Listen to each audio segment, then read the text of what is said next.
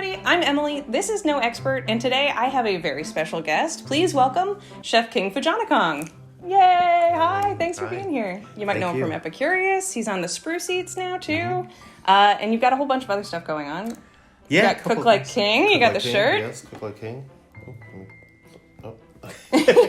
And today we're going to be taste testing a wide variety of snacks, basically. We originally talked about doing sort of broadly Asian snacks. It's AAPI Heritage Month. Definitely not covering all of the continent of Asia, but... a good amount. Yeah. So, where do we want to start? Is there anything that you're like, I got to get in there? Wow. I don't know. You pick. All right, I'll pick. Let's start with these crispy squid guys. All right. So this came from a Filipino mart near my house. And I don't know, I thought they sounded interesting, so. Let's check it out. All my favorite stuff. Dried squid, sugar, flour, MSG, chili powder, and vegetable oil. I mean, you can't go wrong. Right? I saw the ingredients and I said, yep, I would like to try that, please. You have one of your parents is from the Philippines, right? Yes, my mom's from the Philippines. That's cool. Let's see here. Wow, look at that. It smells like the squid, smells like the ocean. Crispy. Kind of tastes the way they smell. You get like the squid. It's not as spicy as I thought it might be. I didn't get the heat either. Yeah. It's labeled hot and spicy, but I would say it is mild to medium. But tasty. They're tasty. They're sweet. I almost think they went a little bit over though on the frying part. Yeah, maybe it's a little crisp, a little burnt. That was a nice way of putting a little extra crispy. But yeah, they really went all the way in on the crisp. I like it though. It's good. Savory, has that squid taste. You know what? This would be great as kind of like a garnish to something. You know what I mean? Like You crumble that up on top of something. Yeah. Like a pasta or something, like a seafood pasta. Smart.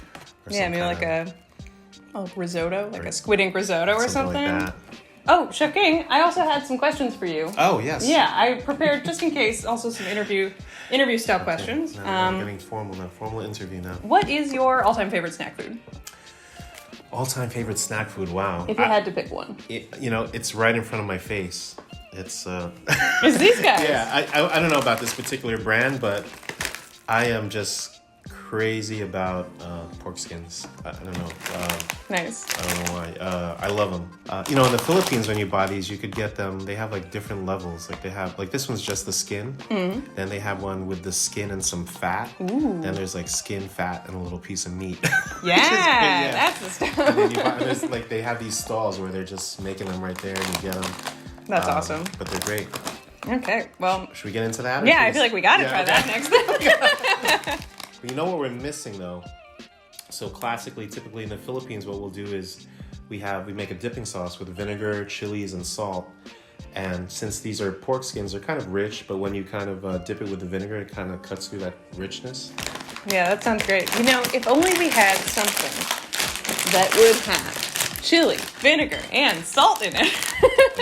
Here we go. Look, we've got the small X peppers habanero ginger hot sauce and the Texas tangy tamarindo. I'm starting to read it upside down.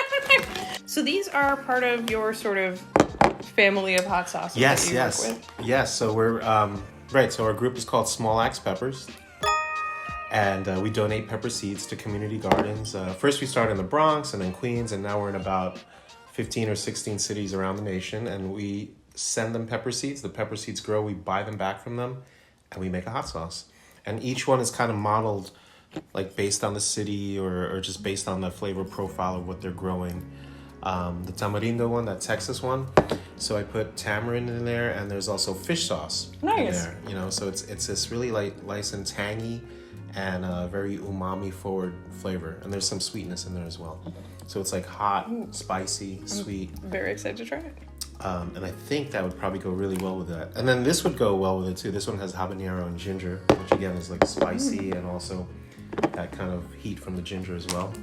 We're actually going to be at, since we're in Queens, we're going to be in Forest Hills for the whole summer. Yeah? For their summer concert series. Hey! We have a little booth there, so if you're around Forest Hills, you're going to want to see, who's playing, AJR, a bunch of bands. So we're there the whole summer. We have a booth. You could come, and we're going to be giving out pepper seeds. So you could grow your own peppers. That's so cool. And you could try some of the sauce, and we'll have stickers, merchandise, and come and say hi. I'm going to be there at some point. Maybe Emily will come out too. Yeah, totally. I'd be delighted. All right, I'm excited to give this a shot. I'm going to try it first on its own and then with the... Okay, just to know. That's a good idea. You know? Yeah. Just to know.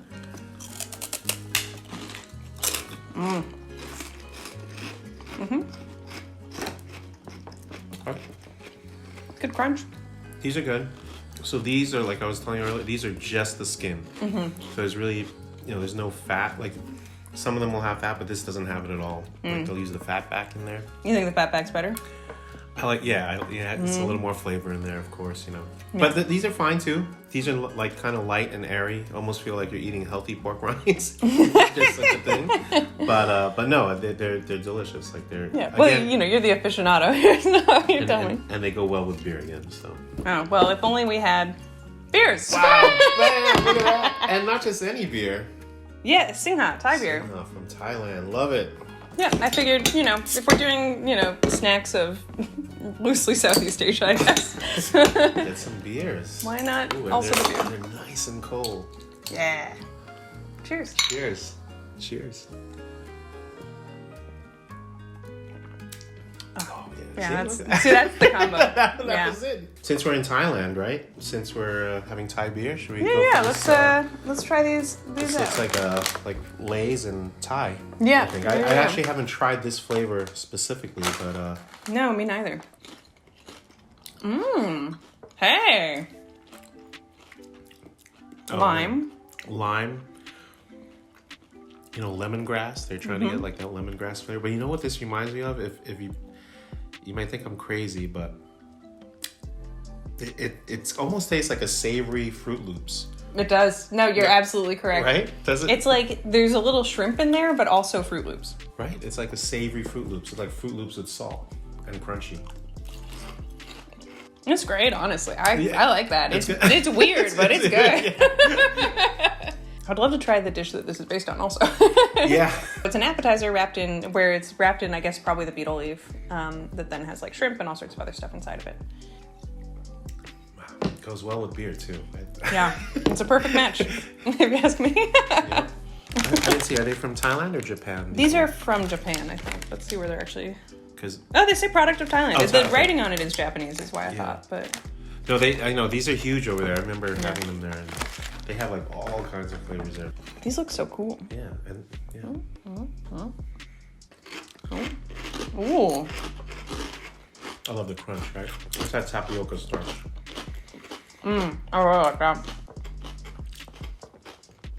It's like sweet, salty. Yeah, also a bit of sweetness. It definitely, like, you can taste the nori strip or the seaweed piece. But then, you get that, like, tempura. And the crunch of it is really good. The crunch is great. All right, let's see. Where we go? Oh, you grew up in NYC. Have you been living in New York your whole life? Did you ever move anywhere else? And same neighborhood now, or what? Wow. Questions. Yeah. Pretty hard hitting, I know. Yeah. Yes, I was born and raised here in New York City. Grew up in Manhattan. So the funny thing is I was born in Beth Israel Hospital, which is on 18th and 1st. And I grew up in Stuytown, which is a couple of blocks away. Yeah, I've been living there most of my life. My parents live in they live in the same apartment I grew up in. I don't live with my parents anymore. But and what was the address and what is your sister? Sorry. I didn't mean to get too personal. You tell me what you want. But yeah, no, I'm back in Stuytown. Where did I live besides there? I lived in California for a little bit in Northern California, like the Bay Area. I ran a restaurant there for a year or two. Oh, cool. I lived in Berlin for a year. That was fun. But I'm back in the city. I love New York City. My mom's from the Philippines, so the cool thing, which I didn't realize until I had kids, was that she would send my brother and I to the Philippines every summer, literally from when we were like 2-3 years old up until high school. School would end, and then the next day we'd be on a plane, sometimes just my brother and I alone. Like 18 hours, 24 hours later, we're in the Philippines, and it's like night and day. New York City and then some small province in the Philippines where tallest building is like 6 stories high. So we'd freak out for like a week or two, like what? And then coming back here, same thing. Like she'd always time it where we'd get back on a Sunday and like the next day is school, and then we'd be like, what? Walking around just on like, the roller coaster. Like. Yeah, that is quite the change. So, but it was great. My cousins are there, and I got to experience a lot of food, and I think that's how I got into food because my family, my mom she has a bunch of siblings, and everybody had kids, so there were 8 of us every summer, but all boys. And then you can imagine every meal was like a production, having breakfast for 8 boys and like another 6, 8 adults, and that was breakfast. Then you have lunch, then you have dinner. That's work. So it was like a big deal.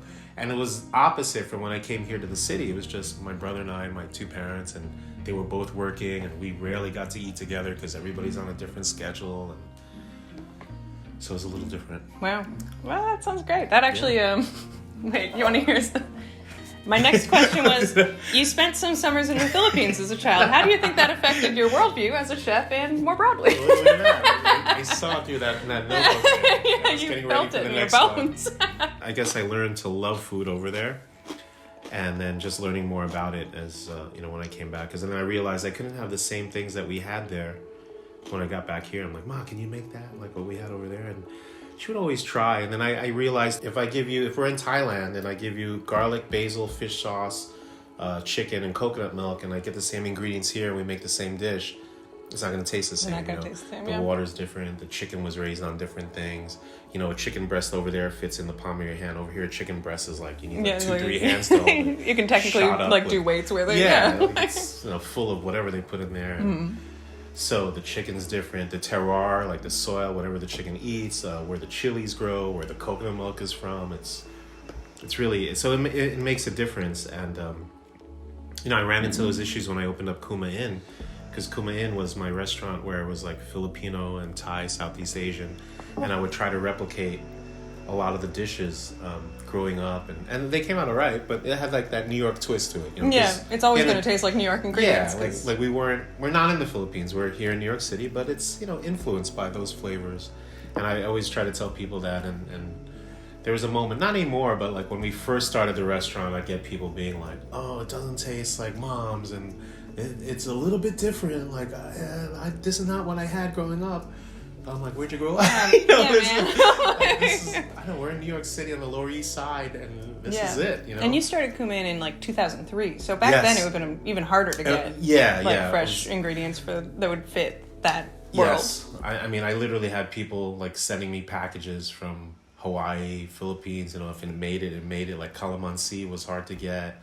It was a different world. But on the flip side, I also had people coming in and eating something and then crying and saying like this reminded them of the dish their mom made and they hadn't had it in so long, and things like that were amazing. Yeah, and that's so valuable. I mean, I mean, those are the things that kept me going. The restaurant business is it's a tough business. I mean, is that so? I've never heard that. There's no high profit margins or anything, and I think you really do it because you love it, and that's I think why we were around for so long, and my team and staff were with me for a long time, because I think we were all on that same page, how we have this passion for food and wanted to share it, and it was just like an extension of our homes. That's how I viewed the restaurant as. So it was fun. Oh, that's really nice. Yeah. And Kuma Inn now no longer has a physical location. Yes. So I gave up that space during COVID. Yeah, we closed it. I got out of the lease, and now I mean I'm still of course involved in food. I'm still cooking and eating every day. Yeah. You have Cook Like King. Cook Like King. And you said Kuma sometimes you do catering. Yes, we do catering. We do pop-ups. I'm gonna have a pop-up in June on the Lower East Side. We're gonna do something at a place called Cabecera. It's a Filipino cafe on Allen Street, so I'll keep you posted. I'll let him know when the dates are, and hope you can make it if you're in the city. I'll put it on my Instagram. You can I'll put it down below. I'll be there. Tell me when it is. Yeah, I was gonna do it at the beginning of June, but it turns out I'm going to the Philippines in a couple of weeks. So when I get back, I'll come back with some new ideas and flavors. Nice. So this I didn't get an insert of, but you get the idea. Shrimp chips. They're like puffed wheat snacks with shrimp. I think these are from Korea, right? Are these the Korean ones?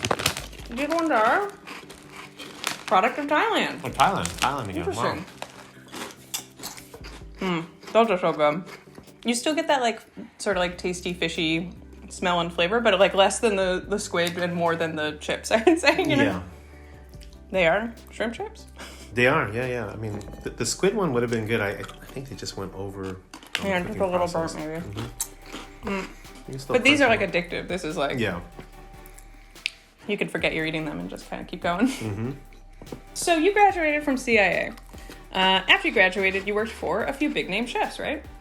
You worked for Alex Lee and Danielle Duluth. Danielle is one of the ones I know, right? Mm-hmm. What's one lesson that you learned in those kitchens that you want to pass on or that you find that you still use all the time, if any? Sure. No, Wow, that's a great question. I'm going to take that as an actual compliment, not stalling. No.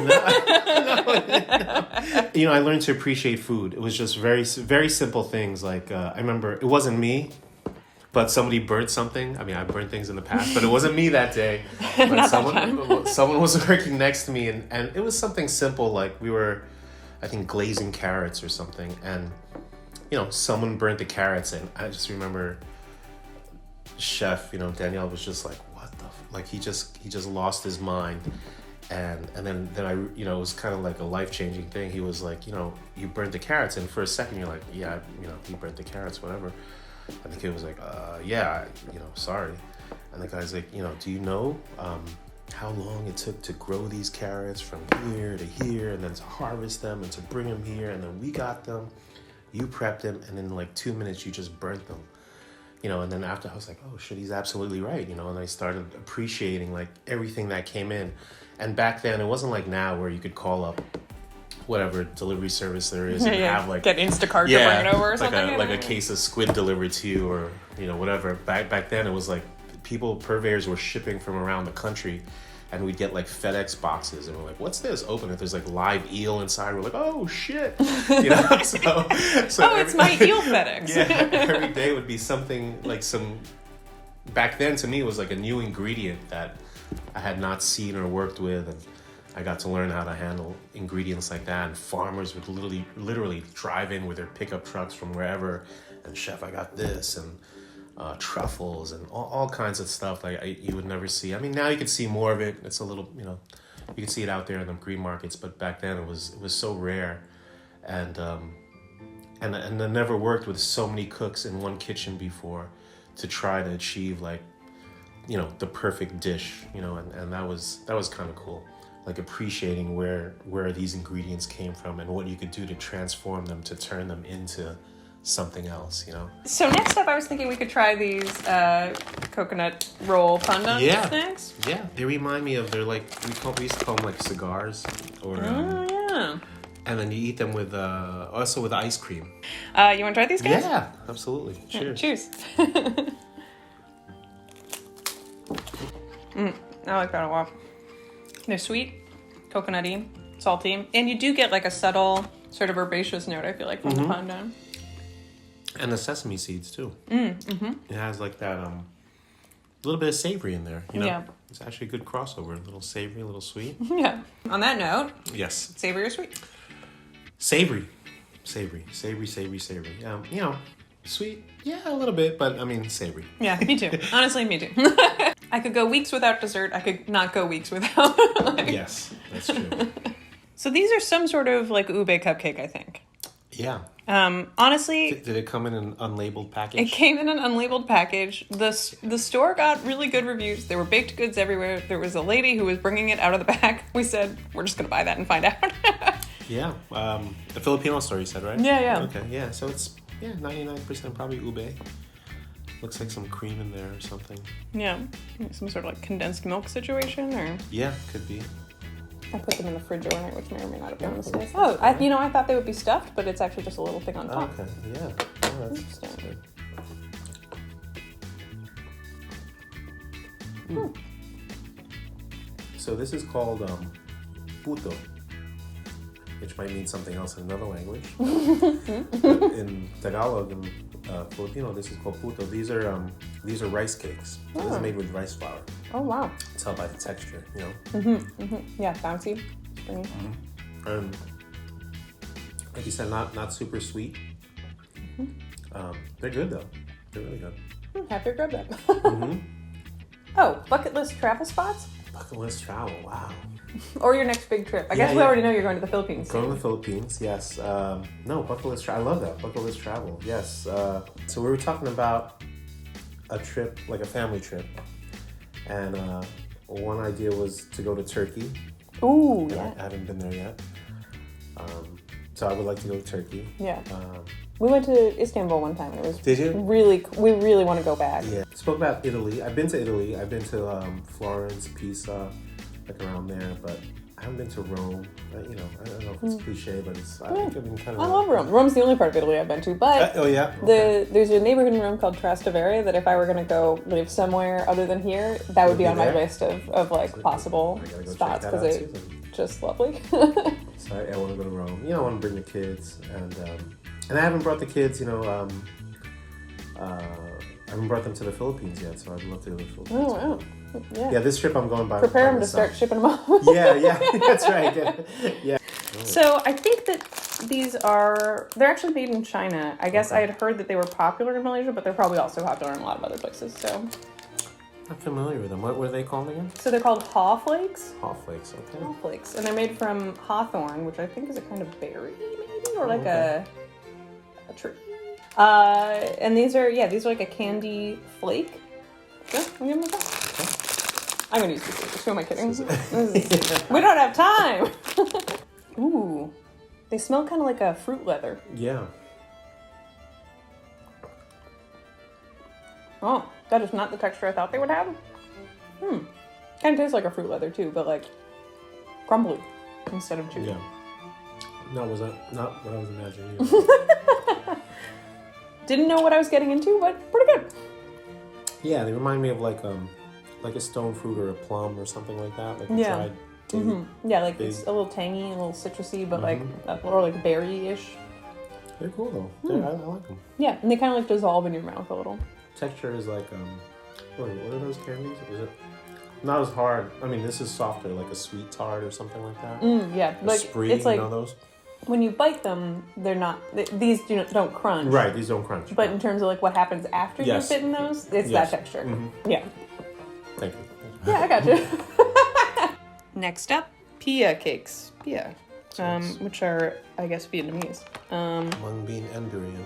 Yeah, mung bean, durian, an egg yolk. Oh, the salted egg yolk, I think. Yeah. Okay. And then it's wrapped in, I think, like a little pastry or something like that. We'll see. I don't know. They got people seem to like them, and I have never tried them. And I don't know. I thought, try something out there. Yeah. No, that's good stuff. Yeah.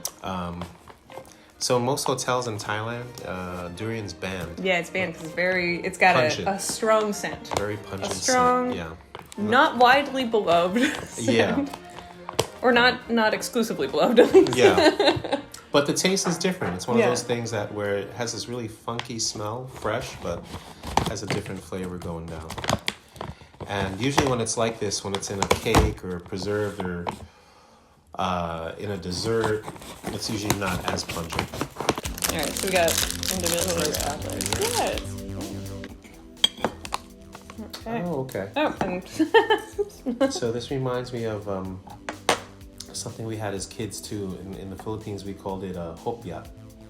So hopia is it looks just like this. It's like it's a cake like this, and then you have mung bean, yellow bean, or black bean inside. It's sweet beans, and this is kind of this pastry thing on the outside. Yeah. Okay. But this one just happens to have a little bit of durian mixed in and some winter melon. Yeah, and egg. Yeah.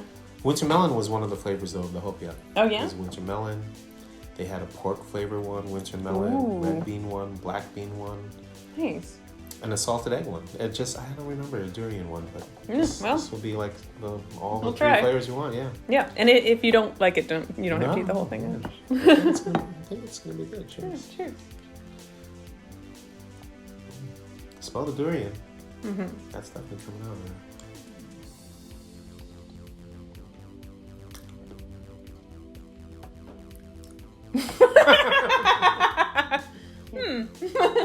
So I'll tell you the texture, everything.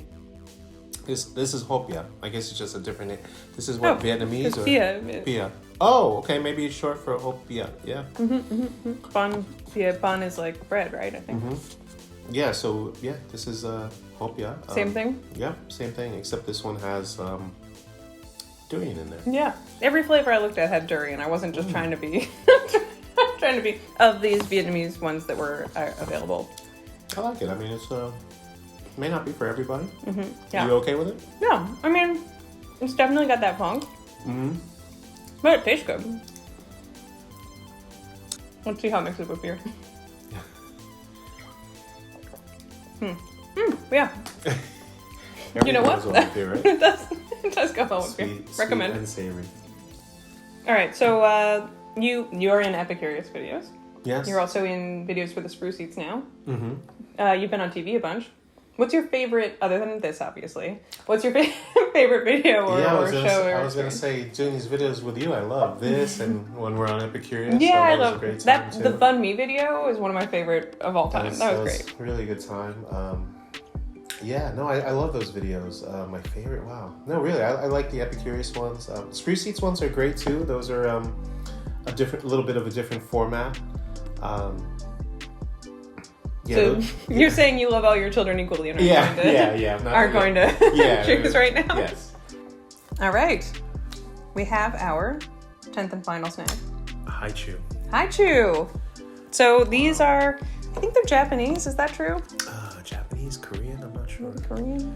It's definitely somewhere in Asia. Made in Taiwan. Taiwan, look, we're both wrong. We were both wrong. But definitely an Asian snack. I think this is my kid's favorite right now, Haichu. I think everybody loves Haichu that I know that's had it.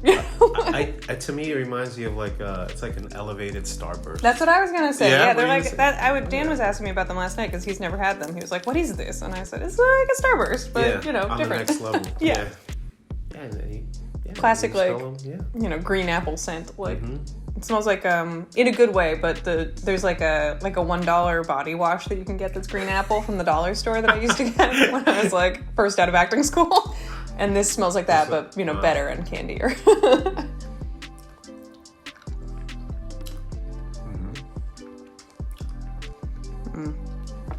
Yeah. I like them. Nothing wrong with that. Sweet, chewy, tangy. A little chewier than a Starburst, I think. Not by a lot, but slight. You started Kuma in 2003. In 2013, you did an interview with Restaurant Business Online where they asked you 10 years on how the appreciation of Filipino and Thai food had changed. Wow. Over the last decade. Wow. So almost another decade later, how do you think it's continued to change? How do you feel about it? Where do you see the culinary landscape going? Etc. Whatever you got in there. These are amazing questions. Thanks. I do my best. I did a lot of research in this. Wow. I remember that interview. So at that time, I think I had 3 restaurants at that time. There was Kuma Inn, I had Uminom in Brooklyn, and I had a place called Tito King's in the East Village. And still, in 2013, there were definitely more Filipino restaurants, more of an awareness out there. Of course, the social media was already going on. Because remember in 2003, people weren't taking photos. Yeah, you didn't have a phone ago. Yeah, it was huge. And you're asking me 10 years from now what I think, right? Yeah, or like from there to here. From there to here, yeah. It's definitely growing. Yes, absolutely. Like I'm so happy to see there's a lot of young cooks out there now doing Filipino food. And there's one thing I noticed. I think we were talking about it earlier, how when you first came here, like you didn't see a lot of Thai food. And now you see Thai food everywhere. And what tends to happen when you see ethnic food like that is that you see it now with Chinese food. It's not only let's go have Chinese food. Now you could decide, like, I want Northern Chinese. I want Southern Chinese. I want specific dumplings. I want these kind of noodles. Yeah, you get a much more nuanced experience of what that culture and food is, Yeah. As people get into it. But then also there's money for people to specialize more. Exactly that. And more people are aware of it.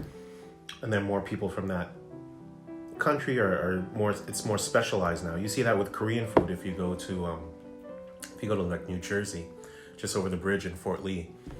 Like if you tell me like, let's just go have tofu. You just go to a tofu house where that's all they have is tofu. That's awesome, yeah.